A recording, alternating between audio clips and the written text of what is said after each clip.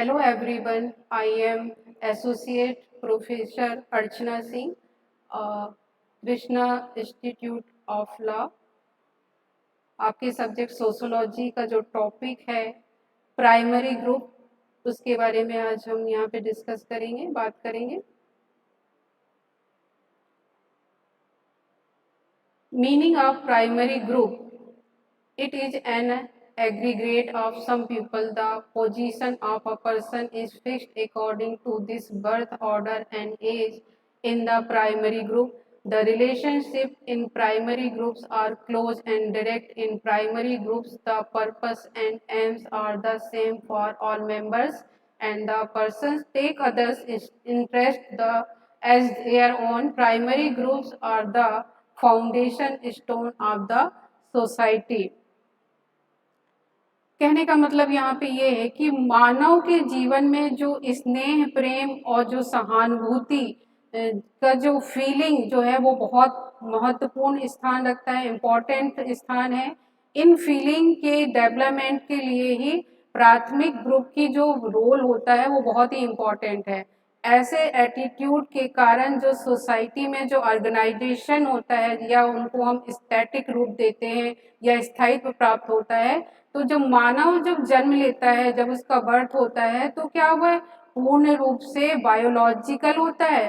तो बायोलॉजी का सर्वप्रथम वह परिवार क्यों होता है? क्योंकि वो परिवार के संपर्क में आता है और तब उसमें परिवार और उसके तब वो सामाजिक प्राणी बनता है। क्योंकि जब बच्चा जन्म लेता है तो वो शुरू से सोशल प्राणी नहीं होता, क्योंकि परिवार से और उसके जो आसपास का एनवायरनमेंट है उसके कारण वह एक सोशल पर्सन बनता है। क्योंकि परिवार मनुष्य के जीवन की प्रथम या सोशल पाठशाला है, जिसे हम प्रथम पाठशाला कहते हैं फैमिली को, इसलिए इसे प्राथमिक या प्राइमरी ग्रुप कहा जाता है।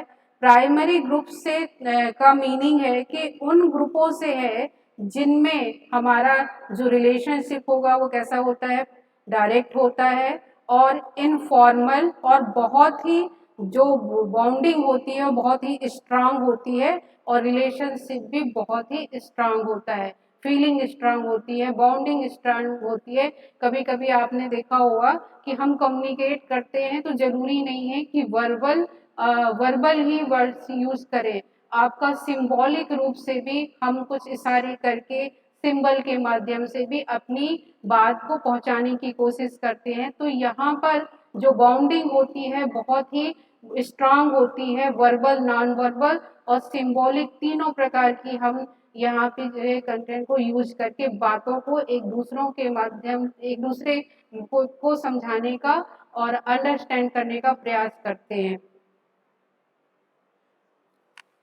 एग्जाम्पल अगर देखा जाए तो एग्जाम्पल में आपने देखा होगा कि examples of this would be family group भी हो सकता है, लव रिलेशनशिप भी हो सकते हैं, क्राइसिस सपोर्ट ग्रुप्स भी हो सकता है एंड चर्च ग्रुप भी हो सकते हैं। तो फैमिली ग्रुप की हम बात करते हैं तो फैमिली ग्रुप में आपका जो रिलेशन आपके एवरी पर्सन, आपके चाहे ग्रैंड मदर हो, ग्रैंड फादर हो, मदर हो, फादर हो, आपके सिबलिंग हो, भाई बहन हो, उनसे आपका जो रिलेशनशिप होता है बहुत ही स्ट्रांग होता है। अब हम यहाँ पे देखते हैं कि कैरेक्टरिस्टिक्स ऑफ प्राइमरी ग्रुप क्या है, प्राथमिक समूह की विशेषताएं क्या है।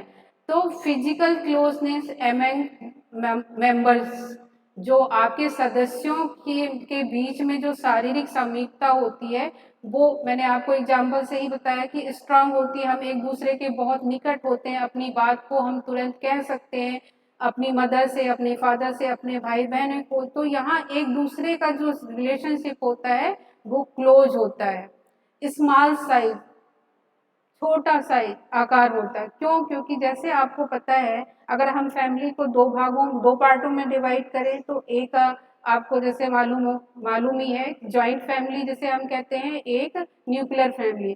तो जॉइंट फैमिली में मेंबर्स की संख्या आई होप 16-15 हो सकती है, पहले तो ज़्यादा होती थी अगर हम एनिशियंट हिस्ट्री की बात करें, मगर आज के समय में नाउडे हम न्यूक्लियर फैमिली पर ज़्यादा लोगों का फोकस होता है। तो यहाँ न्यूक्लियर फैमिली में जो साइज होगा वो मोर देन ज़्यादा से ज़्यादा 6 या 8 से ज़्यादा नहीं होता, इसीलिए इसे कहा जा रहा है स्मॉल साइज।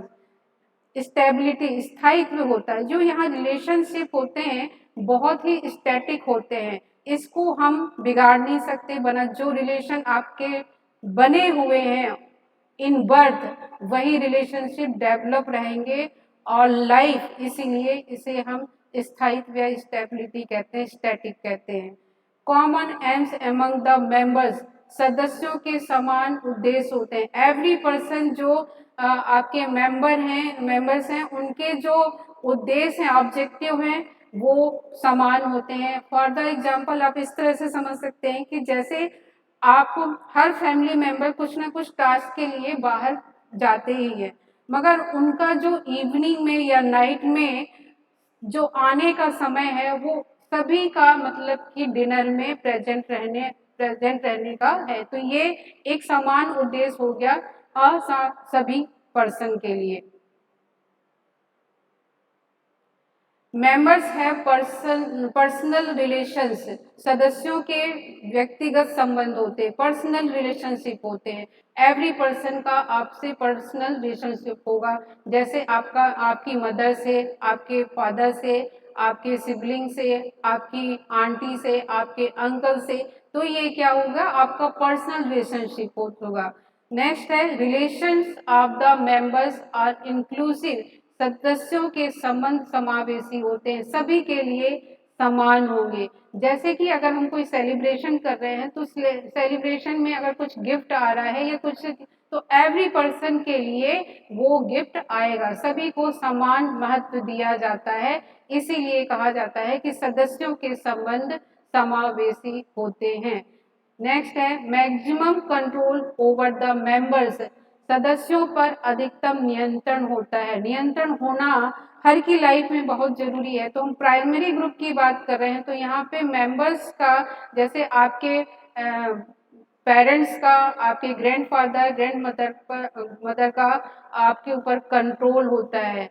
आपका एक निश्चित समय होगा, टाइम होता है कि आपको इस समय क्या करना है, आपको किस समय पर स्टडी करना है, किस समय आपको फूड लेना है, किस समय आपको स्लीप करना है, इसका कंट्रोल होता है आपकी फैमिली से, आपके पेरेंट्स का।